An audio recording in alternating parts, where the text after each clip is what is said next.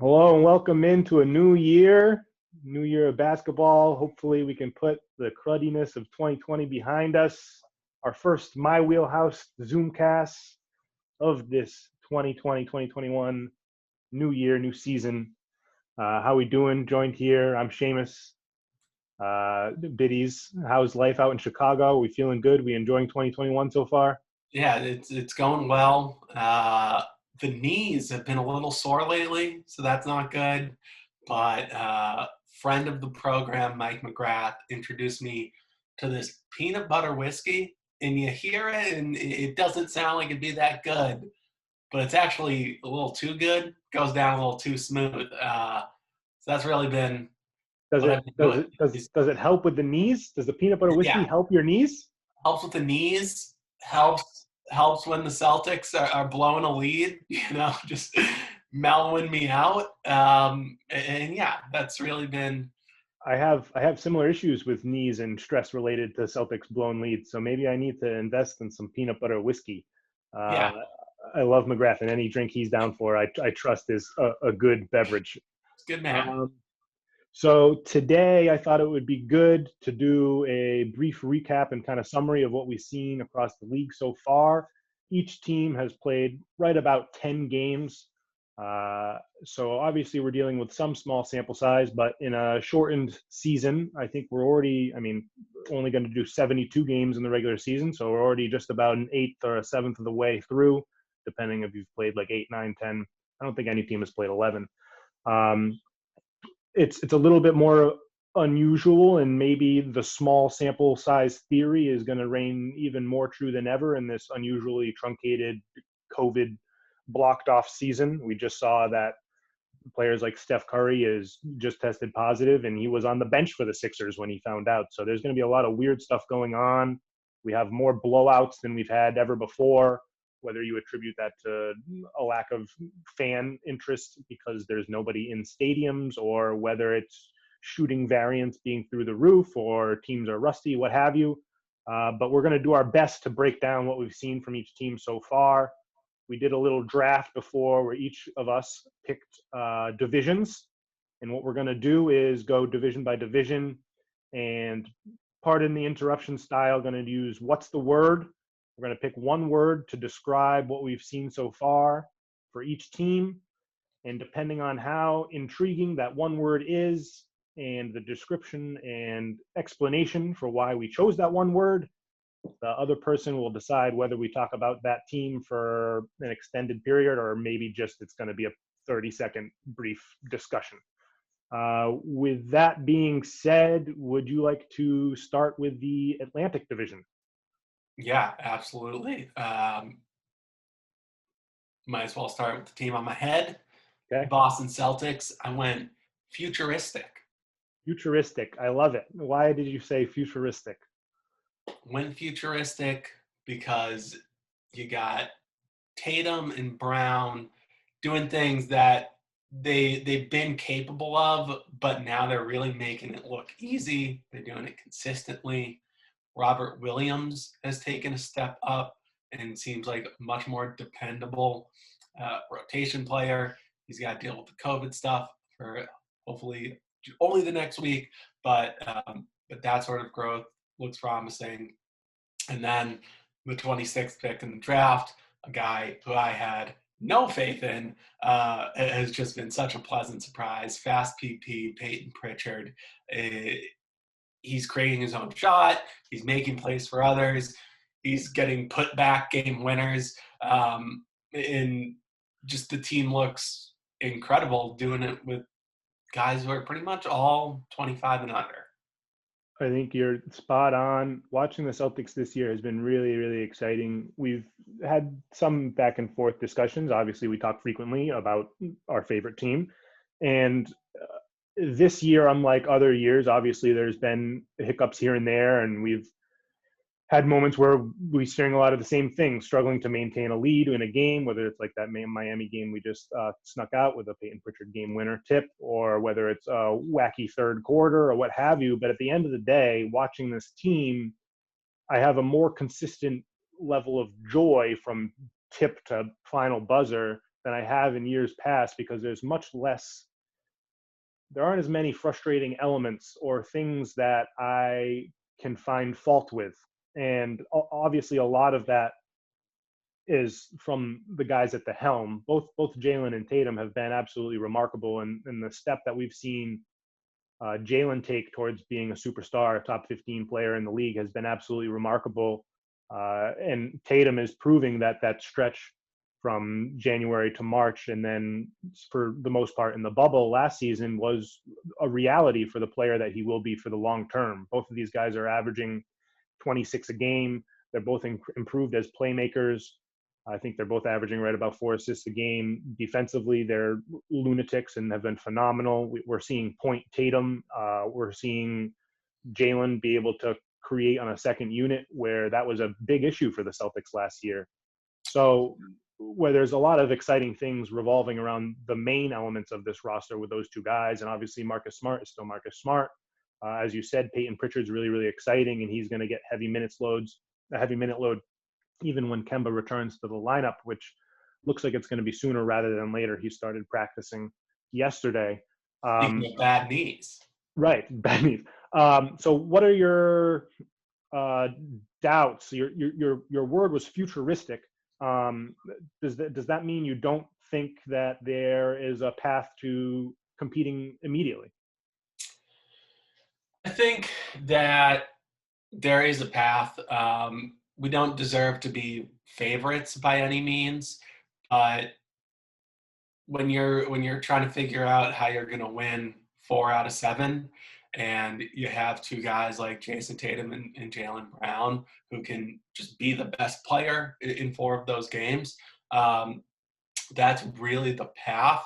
I think when you are relying on so many young guys and thinking about the game getting more physical in the playoffs against Peyton Pritchard, the stakes just being a lot higher for a guy like Rob Williams, the dependency that we've had on Semi Ojeleye, who is playing the best basketball of his career, but also I'm not willing to bet too much on that being a long-term solution.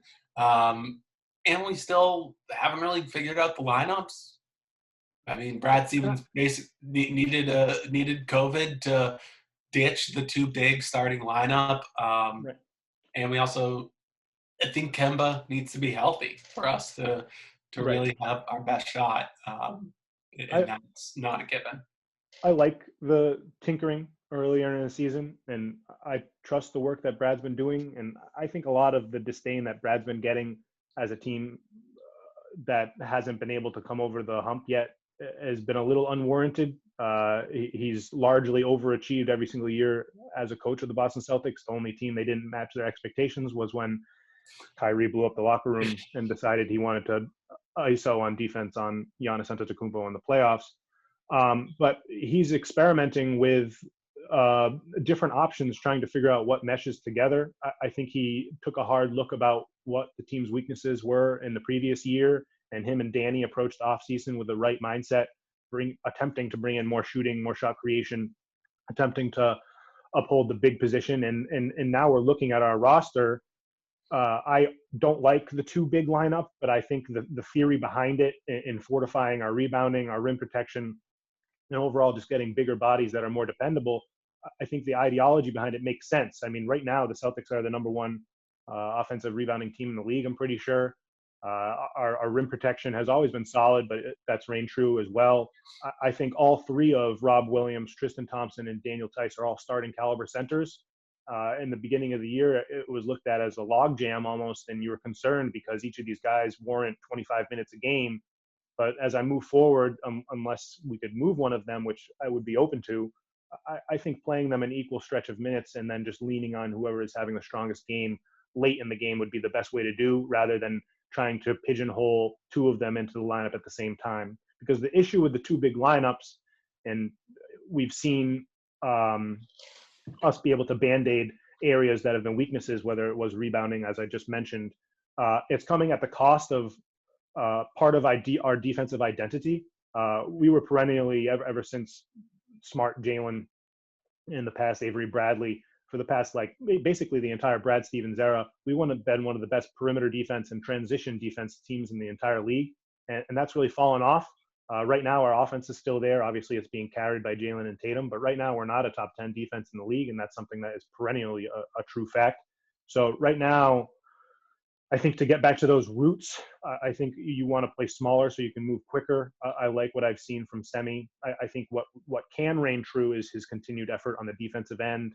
I think playing guys like Grant and playing people like Jalen and Tatum up in the lineup, and then getting minutes for people like Fast PP and Teague and Kemba eventually when he comes back, is the recipe to get back to being more active, quicker, more reactionary on the perimeter, and then having a dependable option between whoever's playing best, between Tice, Rob, and Tristan Thompson, who've all actually, I think, improved in terms of what we saw from them last year in terms of switching on the perimeter. So I really like everything that I've seen from the Celtics. I think he's putting his players in new roles to experiment what they've learned and used this short and truncated offseason to improve upon. And he's going to suss out what doesn't work. And I don't think he's going to be sticking with that. Sure, there'll be games where we play a team that is starting traditional bigs where he thinks it makes sense. But even that, we saw a team, Indiana Pacers, where they start both Sabonis and Turner, and that wasn't successful against them. And maybe that was because Turner's more of a stretch and Sabonis has been so dynamic and proving that his all-star appearance last year wasn't a fluke. But I'm excited about the Celtics. I think that everything we're seeing is something that's going to continue throughout. I think this team is probably the third best team in the league. We have just as many quality wins as any other roster. And besides the LA teams, I think that this team absolutely has a roster and the caliber level of players and the wiggle room to make a move where they could be a contender. Just to close it out, and then we can stop on the Celtics. I brought up a potential trade on a phone call that we had recently that I really, really liked the more I looked at it. And I went down and I went to the ESPN trade machine and hammered it out. Could be problematic because then this will reign true for the lack of loyalty to our players again, something that was spoken a lot about after we traded Isaiah Thomas. But my 3-team trade is with the Celtics, the Houston Rockets, and the Orlando Magic. And this trade would have the Celtics receiving, it's called Plan Gordon. We lost Gordon Hayward, and this is going to be Plan Gordon. So we're going to receive Aaron Gordon and Eric Gordon, and then I threw in Mo Bamba. And then the Rockets will receive Terrence Ross, Daniel Tice, and a second-round pick from both teams. So 1 second-round pick from the Celtics, 1 second-round pick from the Magic. And the Magic will receive Kemba Walker, Daniel House, and David Nwamba. And for me, the improvement that we've seen from Jalen and Tatum, the bursting onto the scene of Peyton Pritchard as a ball handler who can be extremely dependable, and obviously we know the role that Marcus Smart plays. I don't think we need a ball-dominant shooter like Kemba, and he doesn't necessarily need to be ball dominant, but his deficiencies on the defensive end, his increased age, his increased history of injury, I have a lot of concerns with him. And I love Kemba. I love the player he is. I think he could absolutely fit into a championship roster with our stars and Jalen and Tatum. But I just think it would make more sense to get guys that are more reputable on the defensive end that can offer up some versatility and some scoring. And I think both the Gordons would do that as well. Quick thoughts on the Celtics potential 3-way trade or something like that, and whether you think a trade at all needs to happen, and then we can move to the next team. Yeah, I think that if we roll out Kemba and all of a sudden the Jays start to regress, then you would really have to consider a trade. But on the other end, you have 3 all-star level guys who can all create their own shots. Plus you got Pritchard coming off the bench and doing that. And you can really find 48 minutes of lineups where you got 2 guys who can create their own shot and create their shots from somebody else. I agree with you that probably maximizing the team would not have a guy who's so weak on defense like Kemba, but what he can bring on the offensive end definitely be helpful in those stretches where it's just like, man, the Celtics cannot score right now. Right. No, I hear that. Next team I went with, 76ers. Said coaching, huge upgrade from Brett Brown to Doc Rivers. They had that disappointing loss to the starless Nets the other night, but overall, they've come out very hot. Some of the best basketball we've seen from Embiid. And I think that you got to attribute a lot of that to Doc. What do you think about what you've seen from Philly? I love Philly. This can be a quicker one. Obviously, we knew we were going to spend a lot of time on the Celtics. I think what I've seen from them is exactly what I was expecting to. Their team meshes more. I'm unsure whether they're going to maintain the core of Ben Simmons and Embiid, but so far it's looked good. Embiid looks like probably my front runner for MVP candidate so far. Seth Curry and Tobias Harris have both looked fantastic. Seth Curry leads the league in effective field goal percentage. He's third in the league in three-point percentage. I think he's shooting like 90% from the corner three. He's been fantastic. Hopefully he can heal up appropriately and get back to the court as soon as possible from COVID. But this team just makes sense. And that's what we were saying in the offseason. I think Doc helps a lot. And a lot of issues that were ailing them before have kind of been sussed out and are no longer problematic. I think everyone is put into their appropriate role. And we're seeing that all-star Tobias Harris that Doc really cultivated in the Clippers years back really rise back onto the scene. I don't think he's going to continue being this fantastic, but I don't think he needs to. I like their young players and their role players. I think they're absolutely a contender to make it to the Eastern Conference Finals and maybe even the finals in general if things break their way. What's your next team? The Knicks, I said they're fun. Our good friend Jeremy Chayton seems like he's enjoying basketball the most in a really long time. I think that's true for a lot of Knicks fans. So good for them. And they're well positioned to still reorganize the team in the future. Right. I don't want to rain on Knicks fans' parade or make Chait feel less excited about the roster because there are things to be excited about. They're 5-4. They have some competitive wins, and I think the biggest thing to be excited about is with the presence of Tibbs, this team plays hard for 48 minutes of the game. They're trying really hard. They're in every game, even if they're behind. I like what I've seen out of some younger players like Quickly. We haven't seen a lot of Obi yet, but RJ Barrett looks like he's a little bit less frantic and is a little bit more under control. Julius Randle won't play this well right now. Right now, he looks like an all-star. I don't think he's going to be an all-star because I don't think he can average 24, 11, and 7 for an entire season. But when you look at this team, right, they're like all of the advanced statistics in terms of expected field goal percentage for the opposing team balanced off what they're actually shooting. They're getting the best three-point luck in the entire league right now. They're playing guys as you would expect with Tibbs. RJ Barrett and Julius Randle are among the top 5 in the entire league for minutes played.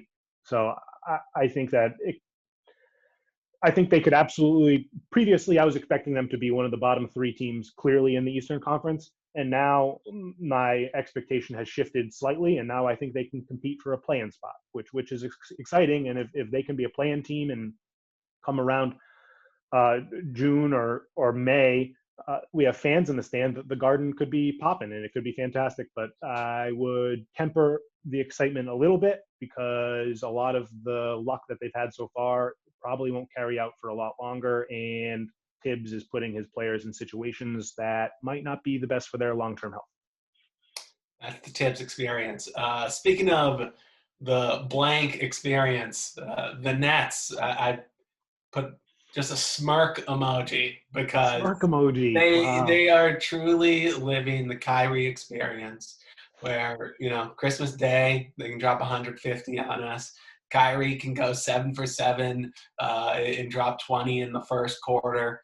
But just, you got weird things with timeouts. You got weird things of just unexplained personal leaves. And they got the talent, but this weirdness is not a path to a championship. It just isn't.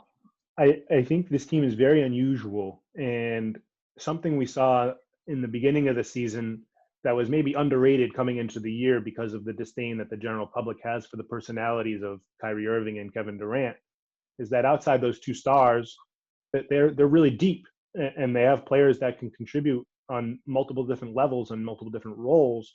So in the first couple of games, when Dinwiddie was playing well with the starters, They were still bumbling about trying to figure out how to appropriately play minutes between Jared Allen and DeAndre Jordan. Now I think they understand that Jared Allen is vastly superior and might be the team's third best player.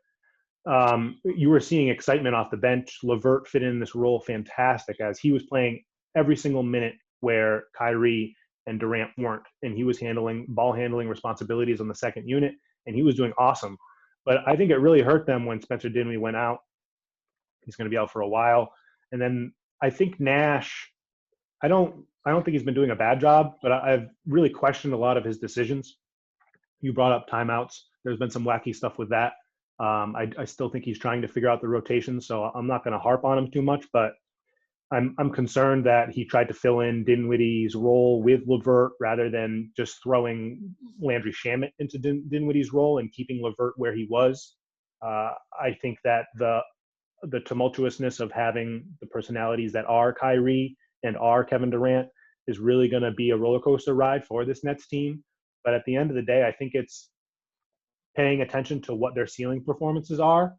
And then once they perform poorly when everyone's there, seeing if they can really hammer out those flaws and weaknesses.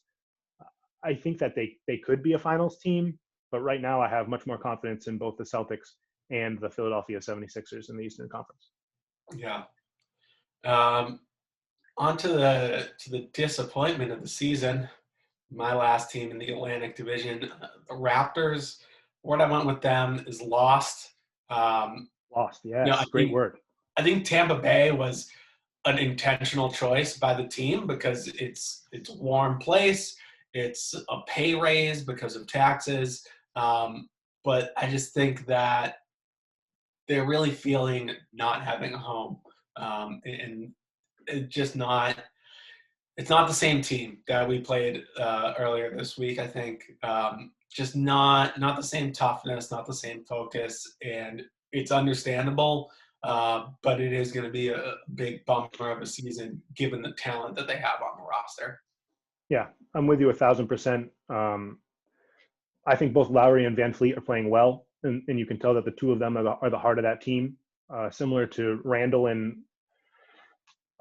Barrett in New York, these two are also both in the top 10 in minutes played in the entire NBA. And you can tell Nurse is really having to lean on them because the rest of the roster is really stagnant. OG hasn't broken out in the manner that most were expecting. I think he still can, and I've liked what I've seen from him in areas that he's developed, whether it's off the dribble game or just in terms of shot creation. Pascal looks terrible. He's leading the lead in fouls per game. You can tell that I think he's probably struggling with this essentially extended bubble. The bubble was a shared experience in the playoffs that 16 teams had to experience and had to deal with and overcome, but then it ended for everyone and they got to go back to their homes. They got to go back to their own beds. They got to go back to spending time with their families with limited availability because of COVID, obviously. But Toronto kind of didn't. Toronto's still in the bubble. They're still in the same area. They're still very, very limited in either some people bought houses down there, some people are renting condos, some people are staying in really nice hotels, but it's not the same. And I really think it's weighing on them. And you can tell that things like communication and just overall the happiness and connective tissue that this team has perennially had isn't there anymore. And last season, this team was an overachiever.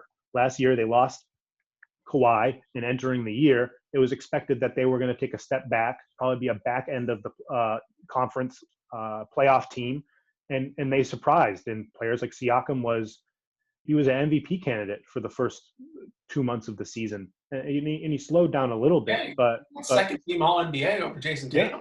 Yeah. And I mean I thought he should have been third team, but third team is still one of the 15 best players of the year, and he hasn't played like he's a top 60 player so far. So I'm nervous about the roles of these guys. I'm nervous about the replacement of Baines and Ibaka with Gasol and Ibaka with Baines and Boucher. I like actually what I've seen from Boucher, but he's not a reputable center in terms of IQ. And Baines kind of looked like a flash in the pan of old age for his performance last year in Phoenix. So I think they have a lot of questions. I trust Nick Nurse to figure some stuff out eventually, and they're not going to be this bad. I still think they're a playoff team, but Indiana's clearly better, and they might be a team that's probably going to have to deal with the play-in. Yeah. In the playoffs last year, whenever they put Ibaka in, I was saying shit. Right. And I think, honestly, if they played Ibaka more, they might have beat us, but we can move on. So let's switch to one of my divisions. Let's start with the Central Division, staying in the Eastern Conference. I will get out of the way your hometown team, the Chicago Bulls. My word or phrase is test tubes. I think that previously I have not been a fan of Billy Donovan as a coach. I didn't think he was that fantastic in Oklahoma City or in his time as a college coach, but he's clearly come in here, and just the sheer difference between him and what Boylan was messing around with last year is palpable. And what he's done so far is a lot of experimentation. And I think that's really, really important for a young team like the Bulls that has a lot of question marks. Yes, they're only 4-6 and they've had some ugly losses, but I think that's to be expected. And as a Bulls fan, you need to be excited that Donovan is trying things. He has the most different rotations in the entire NBA so far, and he's really seeing what works. I think he has a good mix of just throwing young players out there together, seeing what meshes, and then whatever young player is playing best, they stay in the game, and then they bring back in veterans like Thaddeus Young, Zach LaVine, and Otto Porter to finish off the game. I don't think that they're good. I don't think that they're going to be a playoff team, but I think they're on the right path. I think that maybe consolidating the roster could make sense. What do you like so far out of the Bulls? Yeah, I mean, they're a pretty irrelevant team. If I walked out my door and asked somebody to name a Bulls player, they'd probably say either Michael Jordan or Derrick Rose. Yeah. But yeah, they got some good young talent, and the future of the team, they're going to get like a top 8 pick, and we're going into a really good draft. If they hit on one of those, then they have something for the franchise. But with the current roster, there is no franchise player. And so I think it's good to figure out who works in Donovan's system. But the Bulls, they don't. I like Patrick Williams. Next team. Cleveland Cavaliers. My word is obviously Sexland, without a doubt. Colin Sexton and Darius Garland have been a revelation so far this season. Their improvement together has been miraculous. The rest of this roster looks really good too. Drummond isn't doing as many dumb things, despite that minute clip that we saw last night with him standing still and throwing up a weird ball. That was funny. But Larry Nance is a freak defensively. This team actually has the number 1 defense in the NBA so far. That won't hold true. They'll probably fall back a little bit. Yes, I think they can compete for a play-in spot. At the end of the day, I don't think that they'll make it. They're 5-4 right now. I love their rookie Okoro. Things to be excited about. Similar vein to New York Knicks and Bulls. Yeah, I love it. Cavs were one of the teams going into the season. I was like, I'm going to bet against them all the time. Lost enough times to be like, all right, Cavs, you stay over there.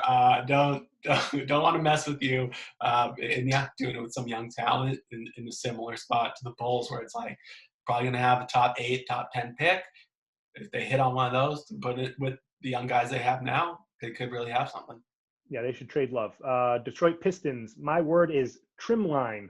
Trimline is an old discontinued treadmill line from like the 90s, because I think they broke the treadmill of mediocrity. This Detroit Pistons team has perennially, year after year after year, been a team that picks 9th overall, 8th overall, 7th overall, 10th overall. They're not good enough to make the playoffs, and they're not bad enough to get a player to help them bounce back to be an actual reputable playoff team. Now they are bad enough. This team stinks. The fact that the Celtics lost them on New Year's Day was abhorrently bad. I love Jeremy Grant. I think it's hilarious that he wanted to go there just to put up 24 points a game. He looks great so far, but this team is bad.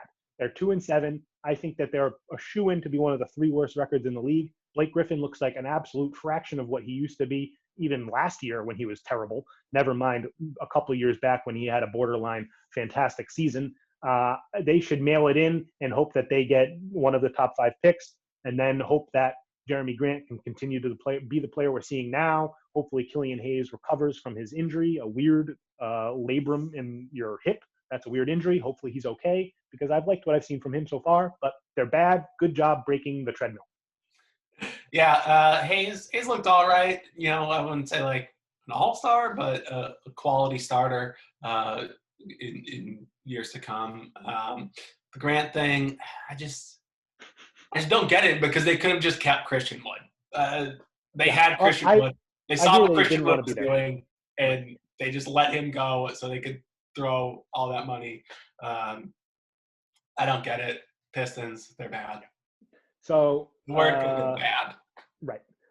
Good work being bad. Yeah, that's important. Teams need to realize who they are, and some teams struggle with that. Second to last team in the Central Division, the Milwaukee Bucks. My word for them is irrelevant. Who cares about the Milwaukee Bucks regular season? We know what they are. Right now, they're the most efficient team in the league. They have the best offense, and they have a good defense. Drew Holiday's looked fine. Their depth could be more of a problem than it's been in the past, but that's okay because Bud needs to lean on his starters more than he has previously.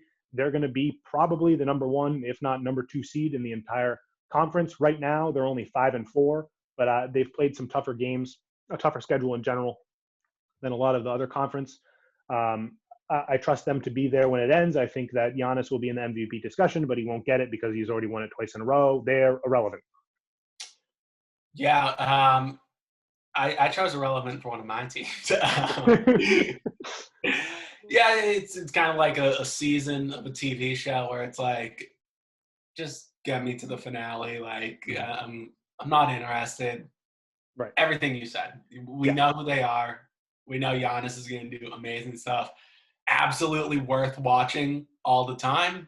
But in terms of the narrative of the season, I'm not too. I don't think you're going to learn anything. And I mean, Forbes and Portis, those guys kind of stink. So maybe they need to bring in a new bench piece. But DiVincenzo has looked good, but who cares? Final team in the Central Division, maybe the best team, or definitely the best team in this division so far. The Indiana Pacers. My word is Mr. Thomas from the Chronicles of Narnia. Domantas Sabonis. I think he is Mr. Thomas. He has been an absolute bulldozer. He's been the Nikola Jokic of the Eastern Conference. He's averaging like 19, 12, or he's averaging like 21, 12, and 7 or something like that. He's been out of control. Defensively, he looks better than he's ever looked. He's stronger than he's already ever looked. And last year, he was one of the stronger players in the league. He's an absolute all-star. He's shoving it in the face of everyone that thought he was one of the worst all-star selections of all time last year. And I think that he's a revelation. Brogdon looks like he could be an all-star. Oladipo looks great, and he's clearly their third best player. The Pacers are exciting, and I don't see things that won't continue. Right now, they're the second team in the East. I think they're 6-2. They have some solid wins.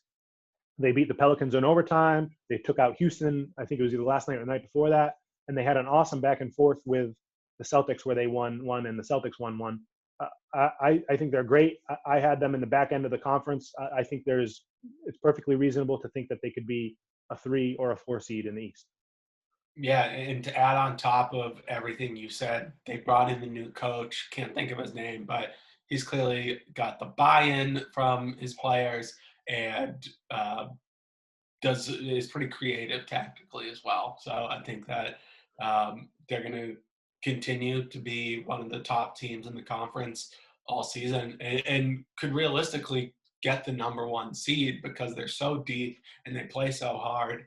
And they do have a good leading man in Sabonis. So, and we didn't even mention Miles Turner, who could be probably the defensive player of the year frontrunner right now. Yeah, they're going to be a tough out for anyone, and they're going to be a good one to keep an eye on throughout the season. All right, I'll throw it to you. You can pick either one of your two. I think the coach's name is Dagnall. Does that sound right? I don't know how to say it. Something like that. No, that's Oklahoma City. Oh, that is Oklahoma City. He's from Leominster. Wow. He's my guy. Oh, you're right. Oh my gosh, I can't believe that. Who is the Pacers head coach right now? It's like it's someone that came from Nick Nurse. Yeah. It's also a similar name. Borkin. Geez, I'm gonna look it up. Okay. Well, might as well finish out the Eastern Conference. So Nate Bjorkgren. Sounds like good Indiana man. Yeah. Southeastern Conference, first team here is the Magic. Unfortunately, the word I had to go with was Markel because, the start of the season was such a pleasant surprise from Fultz as well as the Magic. And I think his injury is going to be kind of thing that derails this great start, and you just got to feel for the guy. But such a tough start to his career, crucified in Philly, and started to really put something together down Orlando. Really great start for them. And thanks to this great start and the talent they still have on the team, they're still going to be right in the running for a playoff spot. But definitely, I think they're a playing team. Clifford's a great coach. It's a bummer. Markelle Fultz looked to show signs of what he showed he could be coming into the league as the clear number one pick in the Jason Tatum draft. The only thing that hasn't been there is the three-point shot. Hopefully he can come back healthy. They should trade Vucevic. They should trade Fournier. They should trade Aaron Gordon. They should trade everyone, but I don't know if they will because I think they're going to want to compete for the conference playoffs, and they probably can. But yeah, they're a team that tanked for a while and didn't really get anything out of it. So I can see why they are averse to doing that again. Cole Anthony has been fine. Big opportunity for him. Next team, the Atlanta Hawks. I went with 2 words. I said as advertised because they can score a ton of points and give up a ton of points. They're 500 and seems like they're going to be in the mix for a play-in spot and have a chance to host and win that game or games. Yeah, I mean, the Hawks, I think, is exactly what I expected. Yeah, what is 5? A quintet? Is that 5? The quintet of wings that they have with Reddish, Hunter, Bogdanovich, Herter, and Gallinari has looked good. They're able to fill it in when one's hurt. They're able to fill it in when one doesn't play well. Each of them have looked improved on their games in terms of the young guys. Trae Young, I hear concerning things. If you listen to people talk about what comes out, it seems like he thinks himself as like a top 10 player in the league and a team that should be competing for a championship right now. It makes me a little bit nervous in terms of the relationship between him and John Collins. I thought they were great. They could be great. Maybe they're just misconstruing rumor swirls, but I wouldn't be surprised if this team did make a trade.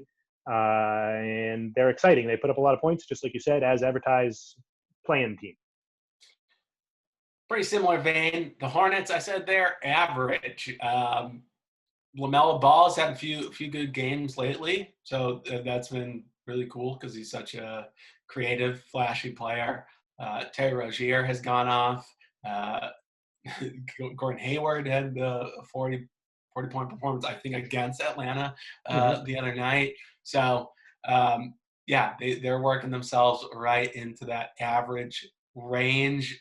Might be tougher for them to keep up. I just don't believe in them as much as I believe in Atlanta and some of the other teams that we've talked about in that average area. But so far, it's been average. Yeah, they're going to be a back end of the play-in team. I like watching them. I think they're fun. I think they play a good tempo. They move the ball on offense. I think they have good chemistry. I think LaMelo helps that team. I don't think he's going to be an all-star player in the NBA, but I think he's going to be good, purely just because of exactly what you said, the creativity and intrigue that he plays with. The only thing that's interesting about this team is Devontae Graham's been terrible. He's completely lost his shot. Those will start to fall. They'll win games that they shouldn't just because they have guys that can put the ball in the bucket and they play with such camaraderie. I like watching them, maybe the 11 seed. Next team, the defending Eastern Conference champion, Miami Heat. I said gravity because they've fallen back down to earth. I think that what we saw from them last season is the best that we'll see from this group. I think that they were particularly well equipped for the bubble because they're a shooting team, and we saw in the bubble there was a lot of really great shooting performances, playing in smaller gym, no fans. And in addition to the smaller gym idea, that Heat culture that we hear so much about, it's built on a lot of intensity. And something I've heard just in listening to podcasts and interviews is that there isn't the intensity this year as they go to these massive empty arenas compared to a smaller gym where there's a bit more of just that feel of like you're playing in a high school game. You got the big screen surrounding you. And I think that they've lost some of that edge and are not going to do as well this year. This team has really struggled on offense, and despite what we saw against the Celtics, where they can put up flurries, and that's going to reign true purely because of the caliber of shooters that they have in Duncan Robinson, Hero, Dragic, and so on. This team is struggling to be maybe cohesive is the right word, which is concerning. As you said, this is a team that's built off of chemistry. Their defense is still there. They're still one of probably the 10. I think they're like 11th in defensive efficiency so far, but they're limiting the opposing teams to the right shot profile. They're preventing teams from getting into the paint. They are forcing threes, which is a new kind of trend for good defenses. We saw it with both the Spurs and the Bucks and some other high defense, the Philadelphia 76ers at times. Teams are forcing low effective three-point shooters to shoot a lot of threes. So I think that they'll bounce back. Right now they're 3-4 and their offense has just been terrible. They might be a team that, the more I look at it, would be willing to carp up both Hero and Robinson in a package to get James Harden. I'm not sure if they want it. Jimmy Butler and Dragic have been spotty. They look like the 20-point scorer, awesome creators that they are at points, but other times they look epileptic and not that great. So I think they're fine. They're going to be a playoff team. What we saw in the bubble wasn't a mirage. Just as you said, I think it really was a situation that was built for them to capitalize on because of the culture that they have and because of the manner that they play and the strengths that they have with their main core. I mean, Bam's taken another step. Bam looks fantastic. His offensive game is fantastic and awesome. I think they just need some more perimeter creation and more consistent play. If they could get Harden, I think that would answer a lot of their problems. Yeah, I mean, that would then catapult them to having best trio in the league, really. If they had Harden, Adebayo, and Butler. Final team from the Southeast, I went with the Washington Wizards because that's what I had to do. And their word is Matador. Because, yes, good word. Much like the bullfighters, they're just letting people go by. This is really some of the worst defense you could ask for. And it doesn't matter if Bradley Beal scores 60 points because they cannot defend to save their lives. And I think it might be this year, it could be next, but you got to start thinking about Bradley Beal trade watch because this is pathetic. This team is fun to watch because they're either an explosive offense that puts up 150 or they're just a nightmare dumpster fire. Either way, the other team is going to score 120 points at minimum.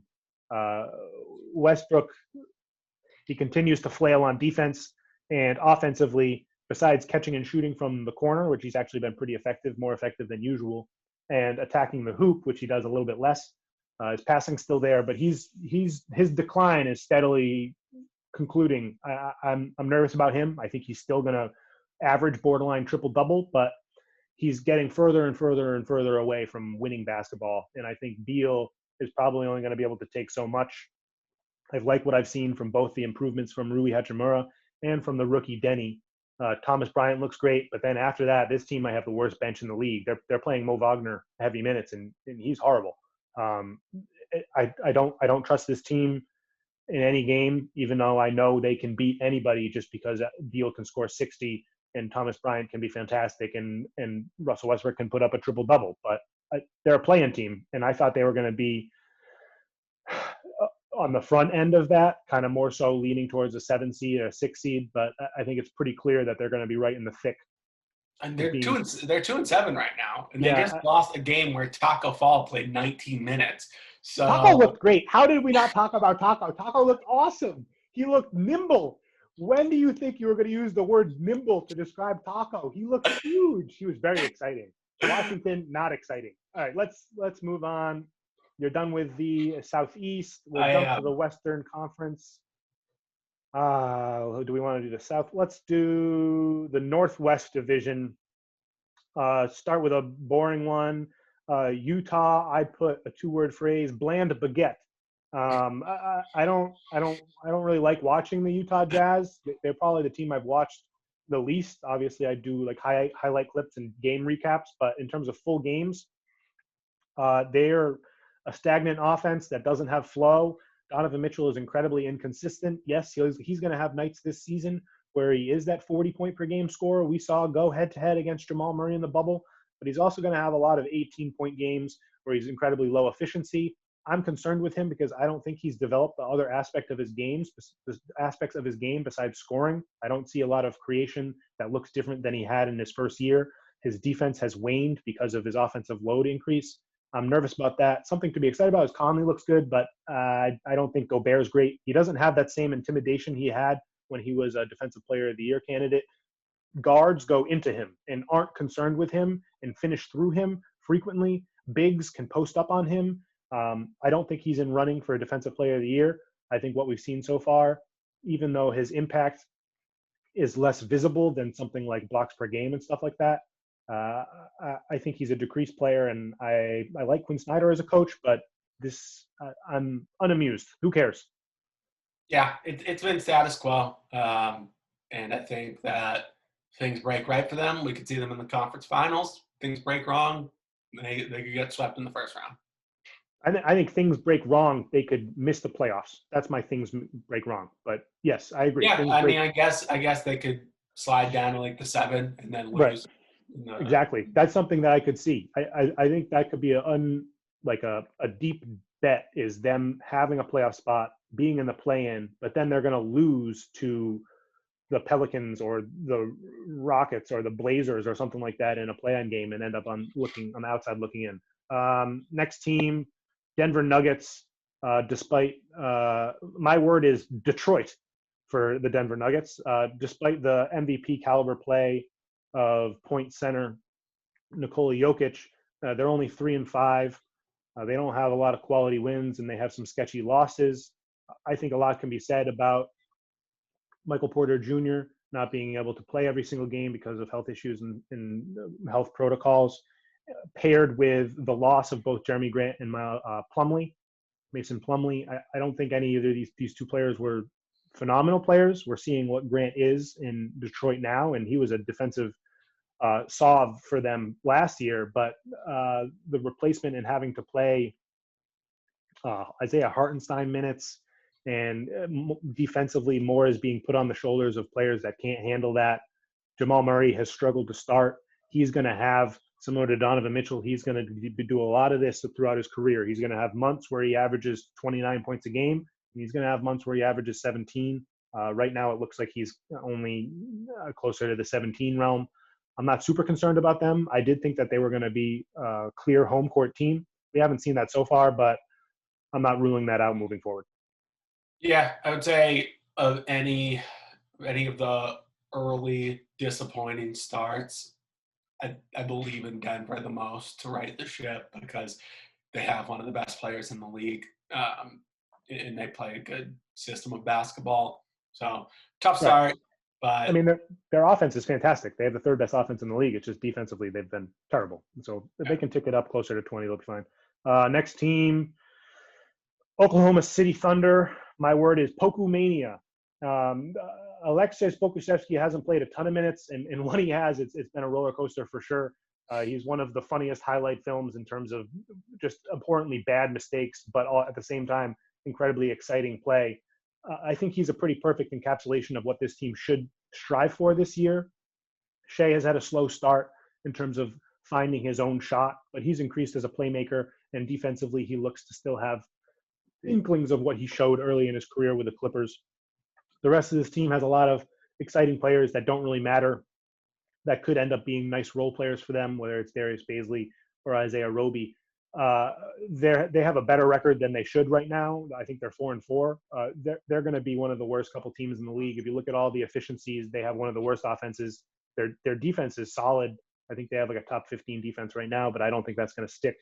I think they're likely to tail off, rest players, rest Shea, and hope that they can get a Jalen Green, Cade Cunningham, one of those guys to pair along SGA to move forward. And maybe even if I were Presti, it would be to consolidate as many of those picks and get as many top 5 players in this draft as you can. Yeah. I think that it reminds me of, I think it was year 1 of the process where Philadelphia upset Miami on opening night. And then I think they actually won their second game as well. So they were 2-0, and then like they won 8 games the rest of the season. I think the 500 Oklahoma City Thunder, 8 games in, are going Yeah, to be similar. And just yeah. I wonder who is Isaiah Cannon in this scenario. All right. Portland, my word is Enos Penis. The insertion of Enos Cantor to this roster is really porking them. They're 4-4 right now. They're going to be a little bit better. CJ McCollum has been fantastic, lights out, shooting the ball. Lillard has been great. But Cantor and Giles and Nurkic, who all have really struggled, has been the issue for this team so far. I've loved what I've seen from Derek Jones Jr., but Covington hasn't been the acquisition they were hoping he would be. I think a lot will balance out. Hopefully they don't continue to trust Enes Kanter as much as they are right now, because he's proving what a turnstile he is and what an issue it's going to be if your main center is struggling in Nurkic. I still think he's working out some kinks, recovering from the injury that he's coming back off of. So once he probably catches stride a little bit more, Enos's minutes will go down. They should probably play Giles more than him, because I think Giles is better. It'll balance out. I thought they had the potential to be 5, 4, 5, 6 seed. I think it's more likely that they're in the back end of the playoffs.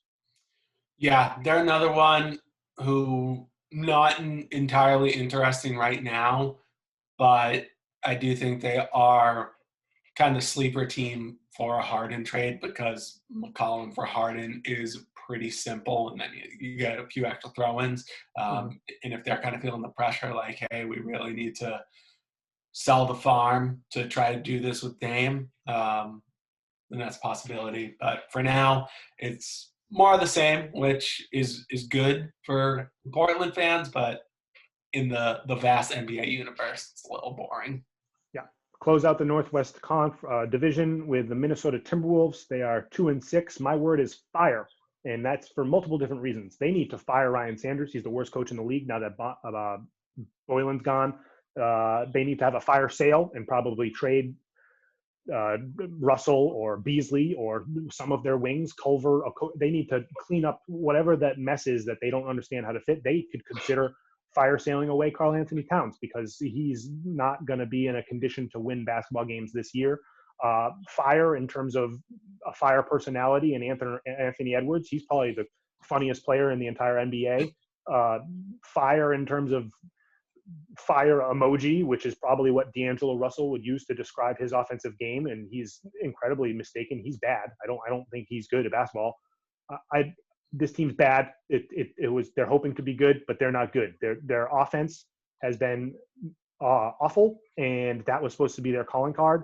I think they're 26 in the league right now. If they wanted to be a playoff team, they needed to have a top 10 offense, because we know they're the worst defense in the league, and that was going to reign true no matter what. Yeah, and you say fire sale. I think they also have a real sale going on. So I don't think that Karl Anthony Towns would be traded, because that would probably scare off some buyers. But yeah, I mean, kind of cautionary tale against tanking. You need to have really good leadership in your organization first and foremost, because even if you get a superbly talented guy with the number 1 pick like Karl Anthony Towns, you still need to actually put together a winning team. All right, let's jump to your last division. I forget who it is, but whatever your last one is. The Pacific. And yes, exciting division. Yeah, in an unexciting word, the Los Angeles Lakers, I'll say steady. They, I think, upgraded the team like we discussed during the offseason, and they're kind of just doing more of the same, not rolling through people, which we didn't expect because they had the short off season. But Davis looks great. LeBron looks great. Schroeder has been a pretty interesting piece for the team.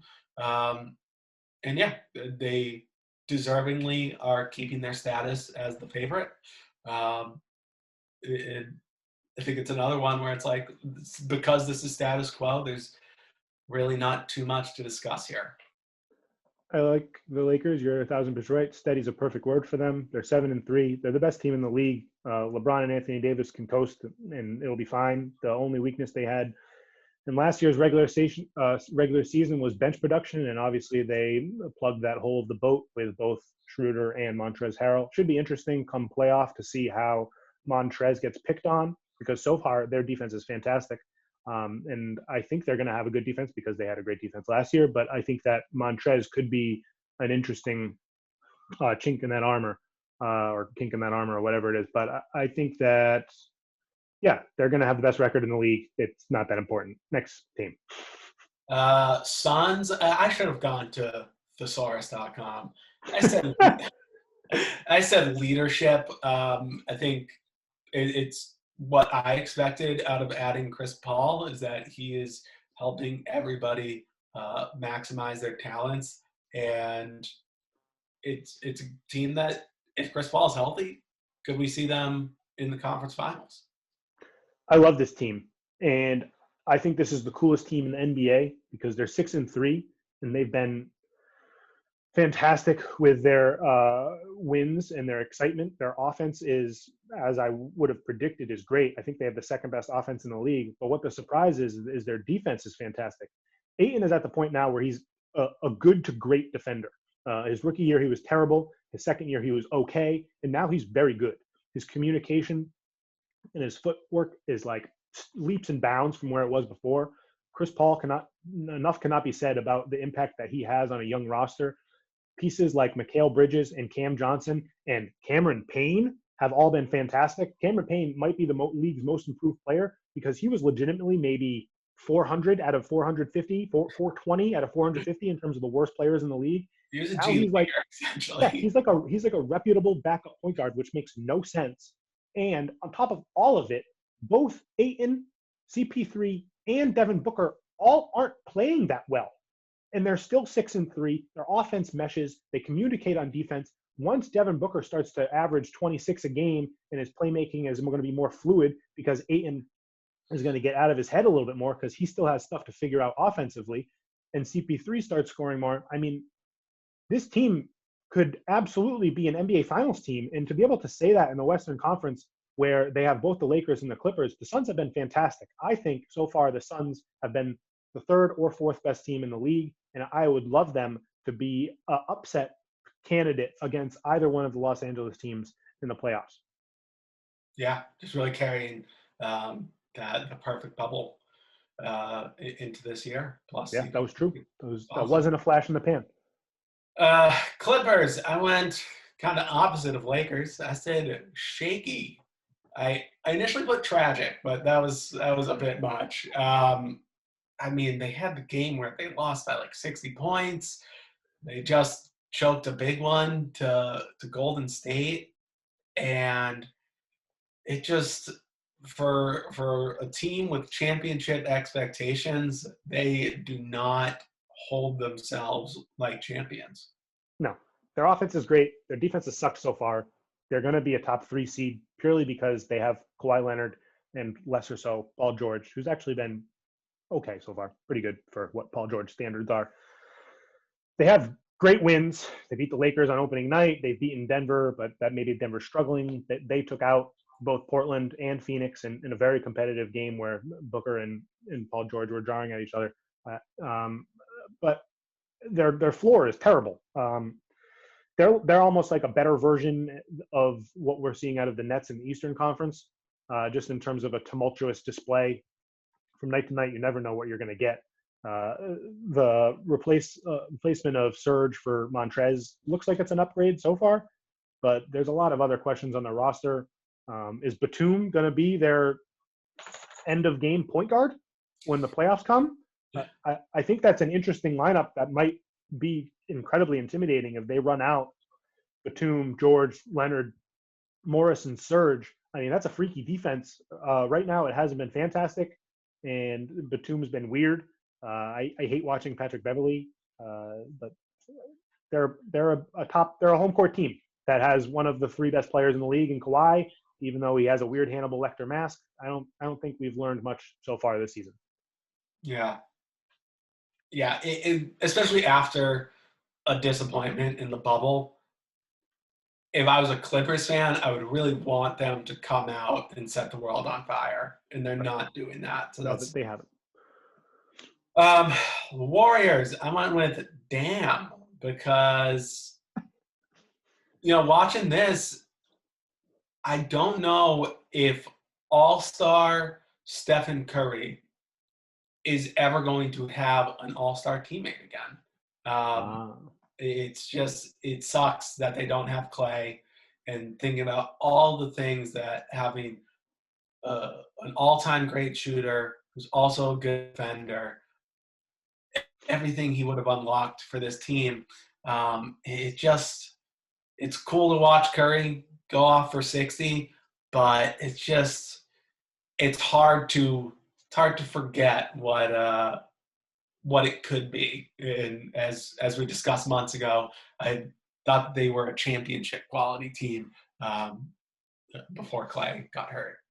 I think you're 1,000% right. Damn's a perfect word. The disappointment I feel for his presence not being there is unmatched. I mean, this team needs his shooting so bad, and it's not Wiggins or Oubre's fault that they're being put in these roles where they have to take these shots in the offense. They have to take these shots, and right now they're not falling. And because that that release valve of having Clay as an option there isn't there, there's so many record scratches where you're seeing the excitement and ball movement and player movement that is going to be a recipe for this team to be good, but it's just coming to a screeching halt because it ends in a Kelly Oubre airball or a brick. And I'm I'm optimistic about this team.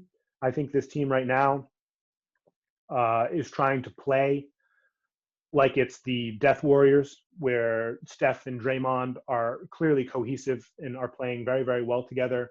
But the other players aren't caught up to that mentality yet. They don't understand the movement. They don't understand what Steph is doing when he relocates and moves off ball. And Oubre and Wiggins and Wiseman, they're not heady players.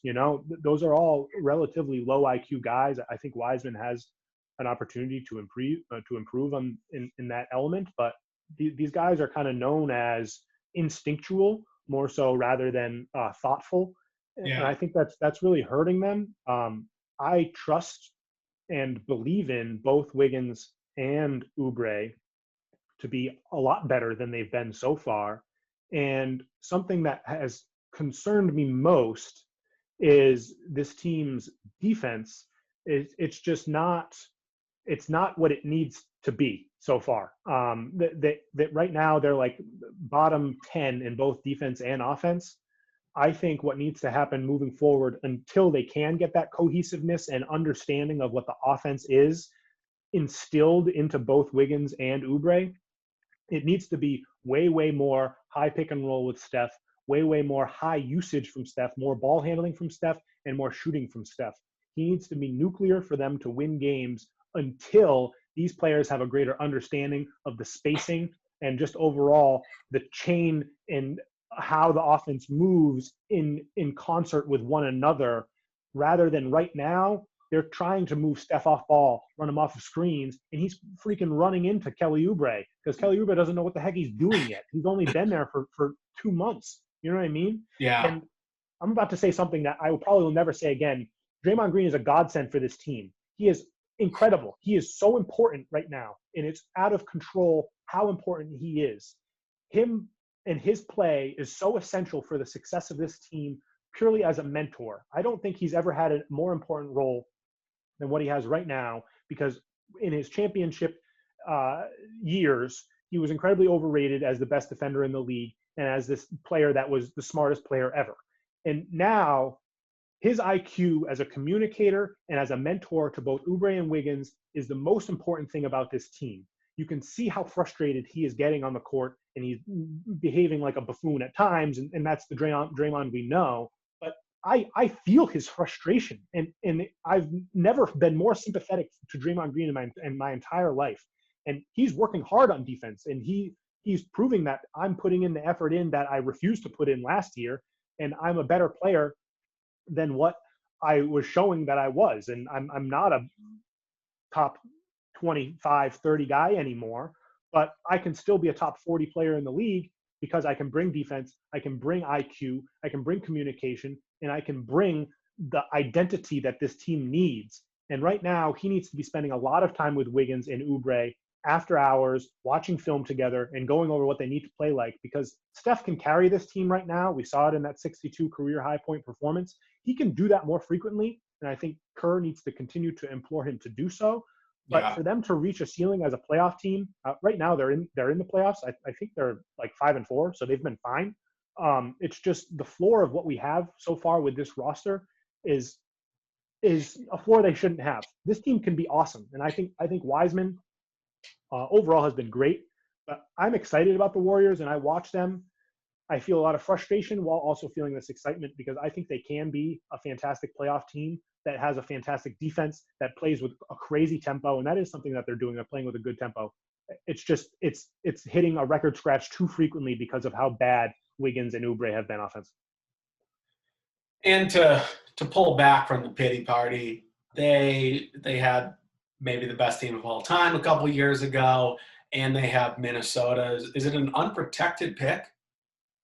Top three. Top three. Okay, so that we'll be watching that. But that Minnesota pick's going to work out for them as well. Right. So sorry, Warriors fans, you're going to have to be mortal. Maybe they do a trade. I don't know. My final team, a team whose fans definitely deserve an apology, Sacramento Kings. I went with irrelevant. How is it not dads? How is the word not dads? The word has to be dads. What do you mean? Okay, it's irrelevant. Go ahead. Irrelevant.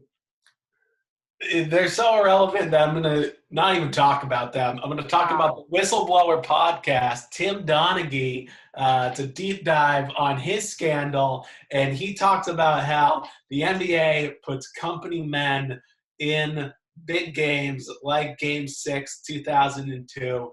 Sacramento Kings get screwed.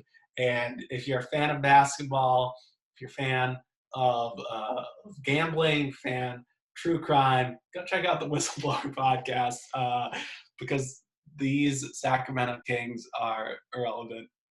Yeah, they're going to be getting a top 5 pick. I feel bad for De'Aaron Fox. He's been okay so far. Halliburton looks great, but everything else on this roster, and Luke Walton, if it's not Ryan Sanders, it's Luke Walton as the worst coach in the league. All right, let's close this out. We got one division left. It's the Southwest Division, some exciting teams.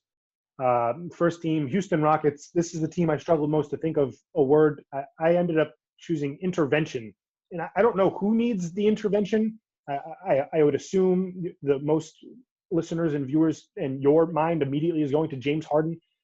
But it might be the front office. It might be Tillman Fertitta. It might be John Wall and Boogie Cousins. I don't know. Someone needs to intervene here and needs to figure out what needs to happen with these ingredients, because everything is confusing, and the nature of Harden's trade request just splattered over him being still a 40 and 15 potential every night type of player is so hard to grapple with in terms of what it means for this roster. John Wall looks good. He doesn't have vertical explosion, but he certainly has his side-to-side, end-to-end on the floor explosion. Boogie looks fine as a bench big. Christian Wood looks like a borderline all-star. But at the end of the day, this team is going to continue to be the team most likely to forfeit a game with COVID absences. This team is going to be the most likely team to blow it up in any situation. I don't know what is happening with the Rockets. I don't know what I think they should trade Harden, but I don't know if they will. I don't know if they're going to be a 4 seed because they have Harden, who's the best offensive hub in the league, or if they're going to be out of the playoffs because they trade everything away. I don't know. Someone needs an intervention. I don't know. And is it me? I might need an intervention. I don't know what's happening. I think it's Harden, and I just think it's a shame to think, because they are like a 500 team right now, and it's a shame to think, oh, their best, their highest paid player did not come into the season prepared, and that sucks if you're a Houston fan. Yeah, they've been fine on offense, fine on defense. I don't know. I don't know what it. This is like the biggest small sample size team, and it has so many external factors affecting it that I can't take anything from what I've seen so far. Besides Christian Wood, he looks great. Next team, Memphis Grizzlies. My word is masquerade. I think this team is an illusion right now. They probably have a lot of depressed fans, and they're thinking one thing. In reality, they should be thinking a complete other thing. What this team looks right now is a disguise for what should be incredibly optimistic. This is a godsend that Ja Morant just got hurt.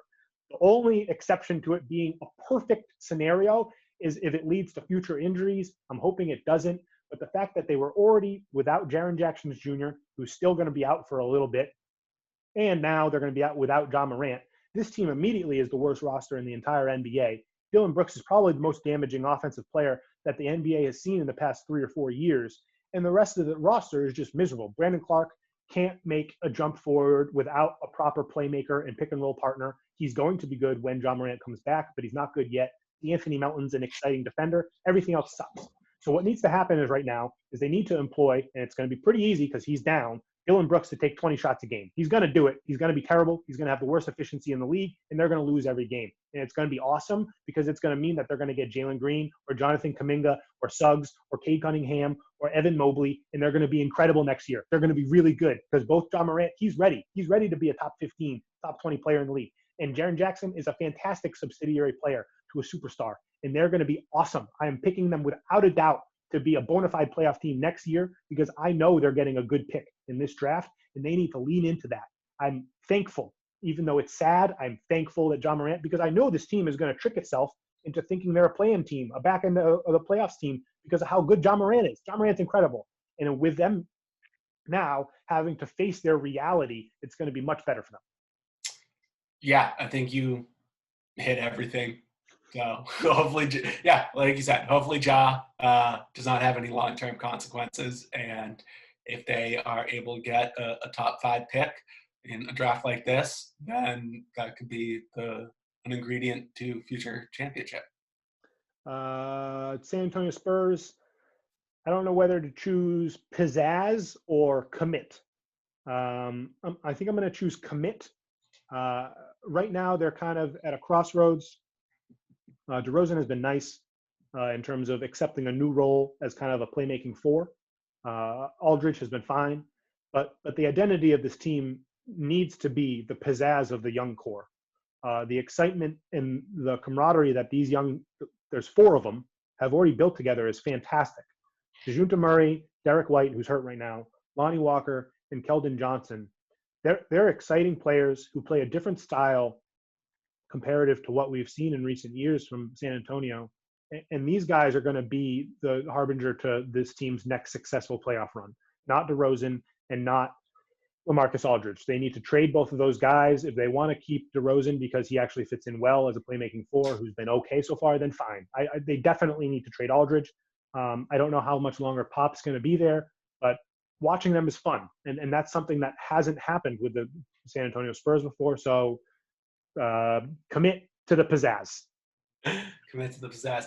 Yeah, we'll have to go with near our hearts the constant comparison to the San Antonio Spurs, the Patriots, and with both you have this all-time great coach who is up there in age and looking at looking 5 years down the line, most likely will not be there.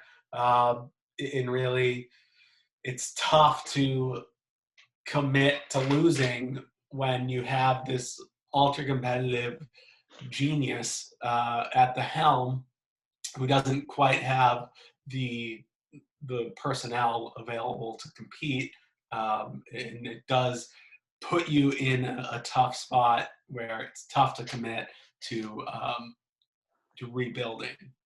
Yeah, and I don't necessarily know if, as opposed to teams that we've spoken about, like Memphis and Minnesota and Detroit and stuff, where I think it's important for them to be as bad as possible because of how good this draft is. I don't know if that's necessarily true with San Antonio. I'm okay with them competing as hard as they can every game, and if they're trading away Aldridge and DeRozan, I'm okay if it's for a player as long as it fits. Like if they traded for like Aaron Gordon or something like that, I think that would be something sensible. Right now they're okay. They're a 500 team that's a middle of the pack offense and a middle of the pack defense. And you know that they're going to compete hard every night, and I think they should hold on to that. Second to last team is the New Orleans Pelicans. I picked the word brawn. The brashness of this team, the strength, the just the overall ability to impose themselves has been clunky but exciting to watch. I think that you can tell Zion is still rounding into form, but you can tell that Stan Van is really instilling a culture of defensive intensity and hopefully consistency. And at times it fails and lags, but right now they're a team that's 4-5. They have they have the 20th best offense and like the 15th best defense. I think that one of those will probably go up, but right now this team has no shooting. It's all muscle. They're a great rebounding team, and they're aggressive defensively. Brandon Ingram looks great. He looks like an all-star. And Zion needs to continue to focus on his health and his stamina. And I think that they're a playing team. They haven't been as exciting as I thought they were going to be to watch. And I think that maybe it is because of that brawniness and that kind of that brash play. But I think they're about where I expected them to be with the pieces that they have. Yeah. And one question I have about the less explosiveness we've seen from Zion is I just wonder how much of that has been intentional and if he's taking a new approach to the game where we know that he can do things that we have never seen from a guy with his body athletically. So I wonder if there's just part of it where he's holding back because he needs to have a different approach to the game if he is going to be an all-star 12 years from now. I think that's a reasonable expectation. We're seeing young players more and more take hold of their health in terms of how they play like that, with hopefully playing with more IQ and less reckless abandon. Final team of the my Wheelhouse 2021 first 10-game in review is the Dallas Mavericks. And my one phrase is purposeful regression. Last year, this team, along the coattails of Luka Doncic and an incredibly efficient bench that was orchestrated by the laurels of Rick Carlisle, was the best offense of all time, efficiency-wise. I think that they came into this offseason acknowledging that moving forward, Luka, you can expect what you just got, and if not, maybe a little bit more. And they said, okay, we need to focus defensively. Let's swap out for Josh Richardson. Let's bring in some more hard-nosed competitive players, because last year one of their biggest struggles was just really competing and executing down the stretch of close games because maybe of I don't want to say a lack of competitiveness, but a lack of fire. And I think they've done those things. Luka has struggled from the three, and defensively, some games he looks vastly improved, and some games he looks like the defensive sieve he was at time. But right now, they are really embodying the focus that they chose to shift to defensively, and the offense hasn't come yet. And they were just the best offense of all time, and that offense is going to come. Right now, they're a top 10 defense in the league, and it's realistic. Josh Richardson looks like he's an awesome fit with Luka Doncic. The rest of the players looks good. Tyrell Terry hasn't got a lot of burn yet as the replacement for Seth Curry, but I think he could eventually. The bench still looks good. They have bigs that look good, and Luka just hasn't been. I mean, he's still a superstar, and he's had a couple 30-point triple doubles, and including that overtime battle with Jokic a couple nights ago. That was fantastic. But right now they're a middle of the pack offense. They're a top 10 team in terms of efficiency overall, and I think they can only go up. I'm staying strong with the fact that I thought they were the third best team in the Western Conference. I think that's changed a little bit because of what I've seen out of Phoenix. But after that, I think they're right there. And I don't. Luka hasn't been the MVP that betting favorites were projecting, but I still think he has the opportunity to get there if he needs to. Yeah, I was not on the Luka MVP train. I thought that Dallas was going to be in the second or third tier of the West. I think that he had a bad start. and that's not going to stay because he is a incredible player, and because Luka, his offense is going to get better. The Mavericks offense is going to get better, and they're going to be right in the thick of it. I don't think that they're a true contender, but definitely a must-watch team because of number 77. I'm getting some notifications, and it's fitting that it's the end of our time here. And it could just be people messaging things that aren't true, but some players, a lot of players might have coronavirus right now, which could be interesting. But including our own Jason Tatum, No. who I think is going to be out for 14 days. But I think that's as is the season. It's going to have a lot of wacky turns, and we're going to have to see which team can overcome these speed bumps. Let's close it out with some exciting news. It's not in stone, but the discussion around it continues to happen and happen and happen, and it seems even more and more likely. It seems like we're going to have a 31st and 32nd team in the NBA very, very soon. And it seems like it's pretty well known that it's going to be the Seattle Supersonics that are going to be coming back. What do you want the 32nd team to be? If the 31st team is the Supersonics, where do you want the 32nd team to be? I'll start off by saying I do think that it's a bit of a Band-Aid solution. The reason why they're doing it is that it's going to bring in revenue just from having to pay the fee to join the league from new ownership groups. And when you look at the New Orleans situation after Anthony Davis quit on them, if they don't win the Zion lottery, then they might be in a really bad spot where they can't stay in New Orleans.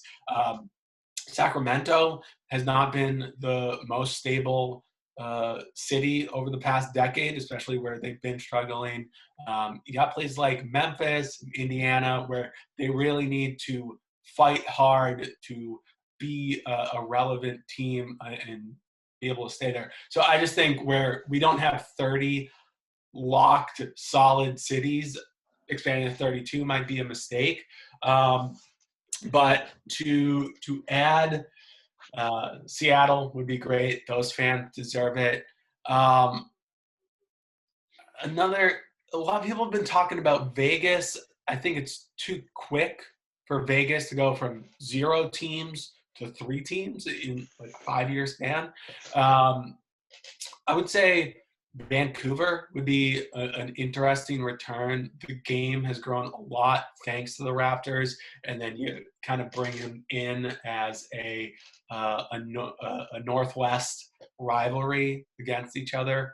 And aside from that, I mean, like Kansas City, is that really that exciting? Like, yeah, Louisville. Yeah, I think that I like Vegas because I think that they have the fan base, and it's clearly shown the success that it's had both in multiple leagues. It's not just 2. They got a new WNBA team, a new NFL team, and a new hockey team too, right?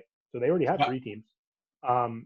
I think it makes sense, and I think it would help balance out the league too. I understand what you're saying with young, smaller market teams not being able to turn over the positive revenue that you would hope at this point, but the team can afford it in terms of player talent. I think that if we're looking forward for the next 3 drafts that we have, there's probably 15 guys that could either be the best player on a bad team or the best player on a championship team in just these drafts. Never mind the 3rd best player on a roster. Never mind the fact that Terry Rozier is scoring 23 points a game on a cruddy team. The league can handle that, and I think it would help balance out some nonsensical stuff, like if both Seattle and Vegas join the Western Conference, that moves that to 17. So then they could bump either, I would say probably Minnesota, just geographically they're the closest, but it could also be Memphis or the Pelicans, just so stuff made some more sense. Less travel. I think that there's a lot of answers that make sense because of the current environment we're in. And I don't want to make it sound like a decision to expand is going to be reactionary because of the coronavirus and because of these restrictions and limitations that we're having, because this is a decision that the league should do anyway. and it's just that the coronavirus is giving extra reasons why it makes sense. So I think it could be as soon as next year that we hear about a sale and an expansion, but maybe it's not until they do the double draft in 22 or 23. But Yeah. regardless, it's exciting to think about, and I'm going to have to break out my Rashard Lewis Supersonics jersey more frequently. And I think it'd be just interesting to see how they approach this expansion, because if we look, we talked about the NHL team in Las Vegas, and they went to the Stanley Cup final the first year of their existence. Now hockey is much different. Didn't the Aces too? Didn't the Aces make it to the finals? WNA team? I do not know. I don't follow them. But yeah, the Golden Knights went to the Stanley Cup in their first year, and it was the most ambitious expansion in terms of protecting the fewest number of players per roster. Think about how many got protected? Do you know? No. So in previous expansions, they do somewhere between 7 and 10 players get protected. I think that's appropriate. Yeah, but 2 teams. I mean, if you just look at Charlotte, it took them a long time to make one playoffs, and then they got swept, and they've been so irrelevant that, if especially where we have Seattle as an obvious city, and then city number 2 is not really clear as a slam dunk. Right. Maybe it's just a buy and a sell. Maybe it's just like you said initially. Maybe it's one of these markets that's kind of floundering a little bit, just gets transitioned into being the Supersonics or something. But I don't know. It's interesting because in previous years, Silver shuts it off. It's a hard no. No, we're not expanding anytime soon. But in the past 3 months, we're talking about it frequently. Wow. They openly admit that this is something that's happening soon. So, I got Shams' Twitter up. So Tatum is expected to miss 10 to 14 days. Okay. And, for Philadelphia, Harris, Melton, Tybal, and Vinny Sexfans are out due to health and safety protocols. And Simmons and Embiid are out too, right? Yeah, but Simmons not for. This is it's going to be interesting. This is due to injury for Simmons and Embiid. We're going to see what we saw with the Houston Rockets on game 1 of the season, where they only had 7 active players and they had to postpone the game. That's going to happen more frequently. And I think that the NBA needs to take a real look in the mirror and say, maybe we do need to implement some type of pod system where they have 5 bubbles across the country, and you go and you have 6 teams there or 5 teams there or 4 teams there, and you stay there for 2 or 3 weeks and you play your games. Because right now, I mean, it's hard. I mean, players are interacting with each other. Coaching staff is there. They go home. They interact with their significant others. Significant others are being recommended to stay home and limit their exposure as much as possible. But restricting what people do is a hard task, and we're going to continue to have positive cases and hiccups. So Luka said it just makes sense. It's like Rob Williams tested positive. We shouldn't be surprised that Jason Tatum, Exactly, yeah. And Luka said it in the before the season even started, after a preseason game, saying about what's the most important quality a team is going to have that's going to get to the finals or the promised land this year. And he said no positives. So whatever team can limit the positive test they have the most and can overcome the adversity of the positives that are going to undoubtedly happen no matter what, that's the team that's going to be most prepared. And it's likely that depending on how vaccines roll out and depending on how we're looking come closer to playoff time, I wouldn't be surprised if we jumped back into a bubble again for the playoffs after seeing the success that it had. And we're seeing that the G League is starting in February, and I'm so excited for the G League to start to see Kuminga and Jalen Green with the Ignite. But they're doing a bubble, and I think that's the right path. It's just the right clause opted out. It's expensive. All right, Biddies, thank you for joining me. My Wheelhouse. Let's watch some football. Let's watch some playoff football. 1:30. We got games starting momentarily. No Pats, but other stuff to get excited about. Cheers. It's a different level of enjoyment. Yeah, of course. It's not exciting, but you get to take it all in. Exactly. Not worry about who you got next week. Good job with a one-word challenge per team. Went a little bit long, but that's expected. Good job. That's what we do. Later.